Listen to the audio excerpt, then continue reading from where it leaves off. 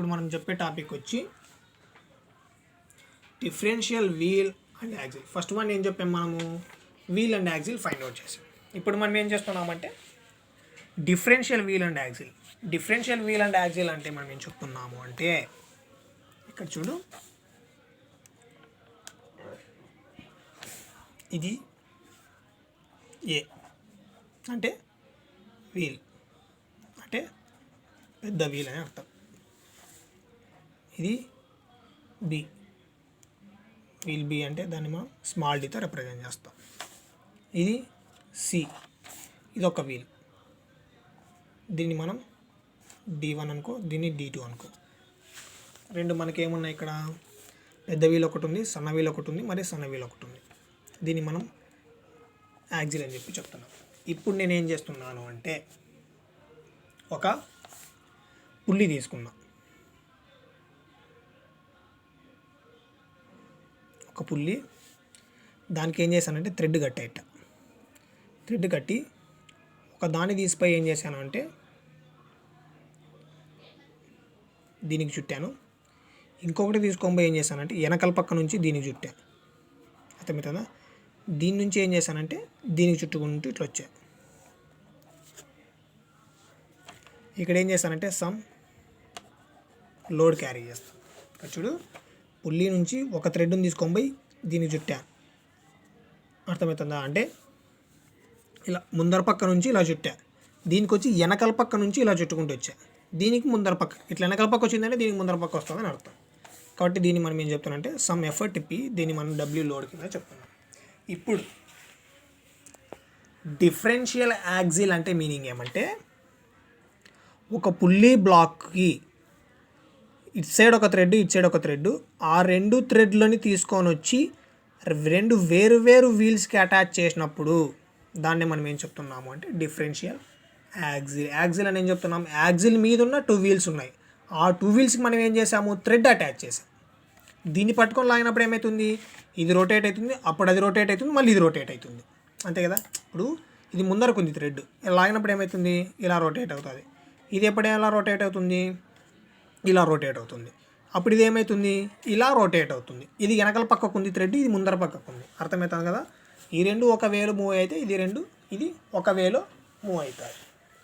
అర్థమవుతుంది కదా. మన నేను చెప్పాను, ఏం చెప్పాను,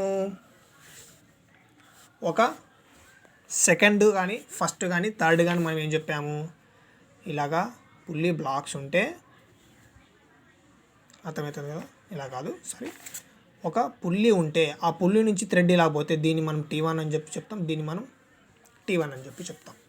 దీని నుంచి ఇంకో పుల్లి ఉంటే థ్రెడ్ ఇలా పోయింది అంటే దీన్ని మనం T2 అని చెప్పి చెప్తాం, దీన్ని T2 అని చెప్పి చెప్తాం. ఇక్కడి నుంచి ఒక పుల్లి ఉంటే దీని నుంచి థ్రెడ్ పోతే దాన్ని 3-3 అని చెప్తాం, దీన్ని 3-3 అని చెప్పి చెప్తాం. కాబట్టి ఇక్కడ ఏమున్నాయి, మనకి ఒక పుల్లి ఉంది, ఆ పుల్లి నుంచి థ్రెడ్స్ పోయినాయి. కాబట్టి దీన్ని మనం ఏం చెప్తున్నామంటే T, దీన్ని మనం T అంటే ఒకదానికి మనకి టెన్షన్ ఉంది అని అర్థం. అర్థమవుతుంది కదా. ఫస్ట్ పుల్లీలో మనం సెకండ్ పుల్లీలో చెప్పింది ఇదే, ఒక వీల్కి 2 థ్రెడ్స్, ఈ పక్క థ్రెడ్ ఈ పక్క థ్రెడ్ ఉందంటే దాన్ని T1 అని చెప్పి చెప్తాం. ఒక వీల్కి ఇంకొక థ్రెడ్ ఉందంటే T2 అని చెప్తాం. అంటే ఒక వీల్కి మనం లోడ్ అప్లై చేసినప్పుడు ఆ థ్రెడ్ ఏమవుతుంది, కొంచెం సాగుతుంది, అంటే దానికి ఒక టెన్షన్ అనే గుణం ఉంటుంది అని చెప్పి చెప్తున్నాం. అర్థమవుతుంది కదా, అలాగా. కాబట్టి ఇక్కడ మనం ఏం చెప్తున్నాము అంటే, ఫస్ట్ నేను ఇక్కడ ఉంది కదా, లోడ్ అప్లై చేసి, లోడ్ అప్లై చేసినప్పుడు ఏమవుతుంది, ఈ వీల్ అనేది రొటేట్ అవుతుంది. రొటేట్ అయిందంటే దానికి అర్థం ఏమి, distance moved by the effort equal to πd, అంతే కదా. ఇంతకుముందు ఎలాగైతే ఫైండ్ అవుట్ చేసామో సేమ్ అలాగే సమ్ లోడ్ అప్లై చేసాము. లోడ్ అప్లై చేసిన తర్వాత ఏమవుతుంది, అది సమ్ డిస్టెన్స్ మూవ్ అయింది. కాబట్టి దాన్ని మనం ఏం చెప్తున్నాము, πd కింద చెప్తున్నాం.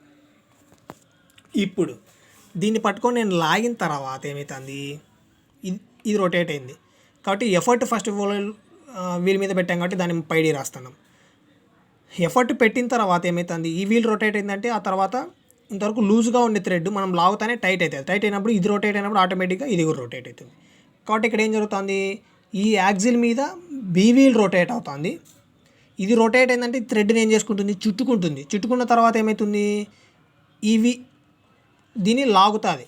లాగినప్పుడు ఏమవుతుంది, ఆటోమేటిక్గా టైట్ వచ్చిన తర్వాత ఈ వీల్ కూడా రొటేట్ అవుతుంది. అంటే యాక్సిల్ మీద ఏమవుతుంది, మనం లోడ్ అప్లై చేసిన తర్వాత ఏదైతే వీల్ రొటేట్ అవుతుందో, డిస్టెన్స్ మూవ్ అయిందో, ఆటోమేటిక్గా ఏమవుతుంది, బి అండ్ సి వీల్స్ కూడా మనకి ఏమవుతుంది అంటే సమ్ డిస్టెన్స్ కూడా లోడ్ని క్యారీ చేసుకుంటుంది. కాబట్టి ఇక్కడ మనం ఏం చెప్తున్నాము అంటే సెకండ్ది లెంత్ ఆఫ్ స్ట్రింగ్ అంటే వీటిని మనం స్ట్రింగ్ వీల్స్ అని చెప్పి చెప్తాం. అన్వౌండ్ ఆన్ ది యాక్సిల్ అంటే యాక్సిల్ బి మీద ఎంత డిస్టెన్స్ కవర్ అయిందంటే 5d1, యాక్సిల్ సికి ఇది ఎంత కవర్ అయిందంటే 5d2. అర్థమవుతుంది కదా. అలాగా ఇప్పుడు మనం ఏం చెప్తున్నాము అంటే డిస్టెన్స్ అన్నా ఒకటే, లెంత్ అన్నా ఒకటే. ఇది డిస్టెన్స్లో తీసుకున్నాము, మనం ఇక్కడ లెంత్గా తీసుకున్నాడు అంతే, ఇంకేం డిఫరెన్స్ ఏం లేదు. ఎందుకు ఇక్కడ డిస్టెన్స్ కవర్ చేసుకున్నాడు అంటే దీని మీద మనం ఎఫర్ట్ చేస్తున్నాం కాబట్టి. ఇక్కడ డిస్టెన్స్ అనే వర్డ్ యూస్ చేసుకున్నాం అన్నిటి మీద ఎఫర్ట్ అనేది వర్డ్ అనేది కామన్గా అవుతుంది కాబట్టి ఇక్కడ డిస్టెన్స్ కవర్ చేసుకున్నాడు. ఇక్కడ సమ్ లెంత్ అంటే ఆబ్జెక్ట్ లాగినప్పుడు ఏమవుతుంది, వెయిట్ అనేది some distance some length cover అయింది, సమ్ ఎక్స్ లెంత్ మనకి కవర్ అయింది అని చెప్పి చెప్తున్నాం. అర్థమవుతుందా. కాబట్టి మనం ఎఫర్ట్ పెట్టిన ఏ వీల్ పక్కకి తీసేస్తే బి అండ్ సి వీల్ ఏమవుతుంది, వెయిట్ని పైకి లాగుతుంది. అర్థమవుతుంది కదా. పైకి లాగుతుంది, ఎలా లాగుతుంది అంటే by using of axle B and C. కాబట్టి ఇక్కడ ఏం చెప్తున్నామంటే axle B minus axle C కింద మనం తీసుకుంటాం. ఎందుకు తీసుకుంటున్నాము అంటే ఓన్లీ క్యాపిటల్ డి, ఓన్లీ ఒక ఏ వీల్ దగ్గర ఎఫర్ట్ మాత్రమే పెడుతున్నాం. బి అండ్ సి వీల్ దగ్గర ఏం చేస్తుంది, వెయిట్ని పైకి లాక్కుంటుంది. కాబట్టి ఈ రెండింటి మీద ఏం జరుగుతుంది, టెన్షన్ జరుగుతుంది. దీని మీద ఓన్లీ ఏం జరుగుతుంది, ఎఫర్ట్ జరుగుతుంది. ఈ రెండింటి మీద టెన్షన్ జరుగుతుంది. కాబట్టి B axle minus C axle. B axle అంటే మనం ఏర్చింది πd1 మైనస్ πd2 వచ్చింది. అర్థమవుతుంది కదా. ఇప్పుడు లాగిన తర్వాత ఆ లోడ్ని మనం అట్లే కొంచెం పట్టుకొని ఉన్నాం అంటే థ్రెడ్ ఇడిసిపెడితే ఏమవుతుంది, లోడ్ కిందికి వస్తుంది, ఎఫర్ట్ పైపోతుంది. ఎఫర్ట్ పట్టుకొని లాగినప్పుడు ఏమవుతుంది, లోడ్ పైపోతుంది, థ్రెడ్ కిందికి వస్తుంది. లాగి కొంచెం పట్టుకున్నాం. పట్టుకున్న తర్వాత ఏమవుతుందంటే అది ఈక్విలిబ్రియం కండిషన్లోకి వచ్చింది. అంటే ఐడియల్ కండిషన్ ఈక్విలిబ్రియం కండిషన్లోకి వచ్చింది. అప్పుడు ఏం జరుగుతుంది, ఎఫర్ట్ పట్టుకొని లాగినప్పుడు ఏమవుతుంది, లోడ్ పైకి వస్తుంది. లోడ్ పైకి వస్తుందంటే దానికి అర్థం ఏమి, ఇక్కడ ఏదైతే థ్రెడ్ ఉందో ఆ థ్రెడ్ రెండు టైట్గా వచ్చింటాయి ఇక్కడ.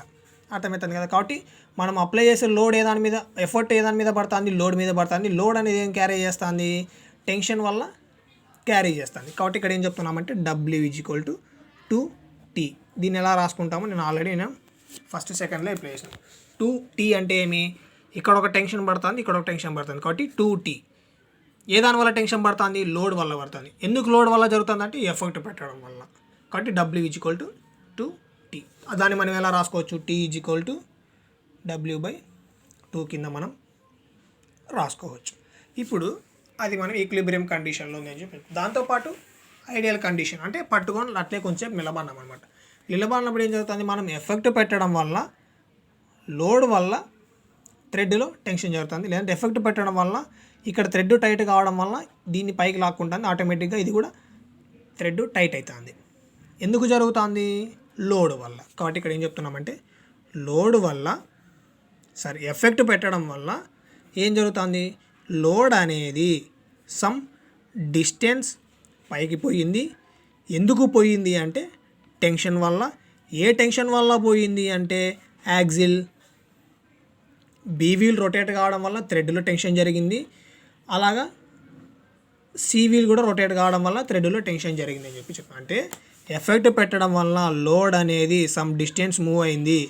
అలా మూవ్ కావడం వల్ల ఏం జరుగుతుంది అంటే థ్రెడ్లో టెన్షన్ జరిగింది. థ్రెడ్లో ఎందుకు టెన్షన్ జరిగింది అంటే యాక్సిల్ బి అనేది రొటేట్ అయింది, దాంతోపాటు యాక్సిల్ సి అనేది కూడా మనకి రొటేట్ అవుతుంది. అర్థమవుతుంది కదా. అలాగా మనం ఈ ఈక్వేషన్ని ఇక్కడ రాసుకున్నాము.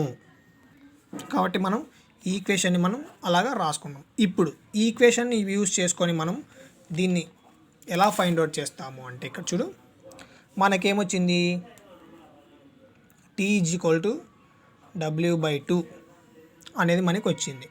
అర్థమవుతుంది కదా. ఇప్పుడు మనకి టోటల్గా వచ్చిన ఫార్ములా ఏమొచ్చింది మనకి, first W into x is equal to T into pi d1 minus pi d2, T is equal to W/2. ఈ రెండు మనం కనుక్కున్నాం. ఇప్పుడు టీ ఉంది కదా, ఈ టీని మనం దీంట్లో సబ్స్టిట్యూట్ చేయొచ్చు కదా. కాబట్టి W into x is equal to W into pi d1 minus pi d2 divided by 2, అంతే కదా. ఇది మల్టిప్లై పక్కపోతే ఏమవుతుంది, డివైడెడ్ బై అవుతుంది. కాబట్టి x is equal to W pi d1 minus pi d2 divided by W into 2.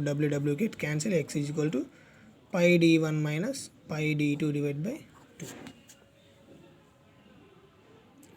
అర్థమవుతుంది కదా. ఇది మనకి ఇక్కడ వచ్చిండేది. ఇప్పుడు మనకి x is equal to pi d1 minus pi d2 divide by 2 వచ్చింది. మామూలుగా వెలాసిటీ రేషియో అంటే ఏమి, distance moved by effort divided by distance moved by load. మనకి ఇక్కడ డిస్టెన్స్ మూడ్ బై ఎఫర్ట్ ఎంత వచ్చింది మనకి, పై d. అర్థమవుతుందా. డిస్టెన్స్ ఎంత, ఎక్స్ అంటే మనం ఏం చెప్పాము, డిస్టెన్స్ మూడ్ బై లోడ్ అని చెప్పాము ఇక్కడ, అంతే కదా. Some x distance load move అయిందని చెప్తున్నాం. కాబట్టి x is equal to pi d1 divide by pi d1 minus pi d2 divide by 2. కాబట్టి డిస్టెన్స్ మూడ్ బై ఎఫర్ట్ ఎంత, capital pi d divided by pi d1 minus pi d2 divided by 2. ఇది మనకు వచ్చింది. కాబట్టి divide ఇవ్వకపోతే ఏమవుతుంది, పైకి పోతే మల్టిపుల్ అవుతుంది. కాబట్టి 2πd divide by pi d1 minus pi d2. ఈ రెండిట్లోనూ పై ఉంది కాబట్టి ఈ రెండిట్లో పై ఉంది కాబట్టి దాన్ని కామన్ తీస్తే 2πd divided by pi into d1 minus d2. Pi gets cancel, 2d divide by d1 minus d2. ఇది మనకు వచ్చిన వెలాసిటీ రేషియో. ఇంతకుముందు దానికి మనం వెలాసిటీ రేషియోని మనం ఎలా రాసుకున్నాము, ఆర్ని మన డయామీటర్ని ఆర్గా రాసుకోవచ్చు. 2r divided by r1 minus r2 రాసుకోవచ్చు. సేమ్ మనం దీనికి ఎట్లాగే థిక్నెస్ ఉంటుంది వీల్కి అని చెప్తున్నాము, ఇక్కడ ఉన్న వీల్స్ కూడా సమ్ ఈ వీల్కి థిక్నెస్, ఈ వీల్కి థిక్నెస్, ఈ వీల్కి థిక్నెస్ ఉంటుంది కదా. అప్పుడు దాన్ని మనం ఎలా రాసుకుంటున్నాము, velocity ratio is equal to, అంటే ఇచ్చిన క్వశ్చన్లో ప్రాబ్లమాటిక్గా మాట్లాడుకుంటే, ఇచ్చిన క్వశ్చన్లో ప్రాబ్లమాటిక్లో వాడు డయామీటర్ ఇచ్చినాడంటే డైరెక్ట్ ఈ ఫామ్లో వాడతాం. ఇచ్చిన క్వశ్చన్లో డయామీటర్ కాకుండా రేడియస్ ఇచ్చినాడంటే ఈ ఫామ్లో వాడతాం. వాడు డయామీటర్ ప్లస్ థిక్నెస్ ఇచ్చినాడు అంటే అప్పుడు ఏం చేస్తావు, 2 into plus T divided by d1 plus t2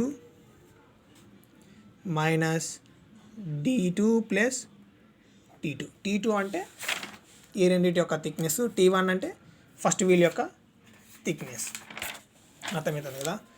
అదే థిక్నెస్ ఇచ్చినప్పుడు చూడమ్మా, థిక్నెస్ ఈకోకుండా డయామీటర్ రేడియస్ ఇచ్చిన డయామీటర్ ఇస్తే వాడతాం, రేడియస్ ఇస్తే వాడతాం. థిక్నెస్ ఇచ్చిన తర్వాత డయామీటర్ ఇచ్చినాడంటే ఈ ఫామ్లో వాడతాం. థిక్నెస్ ఇచ్చిన తర్వాత రేడియస్ ఇచ్చినాడంటే 2, డయామీటర్ మనం 2rగా రాసుకోవచ్చు.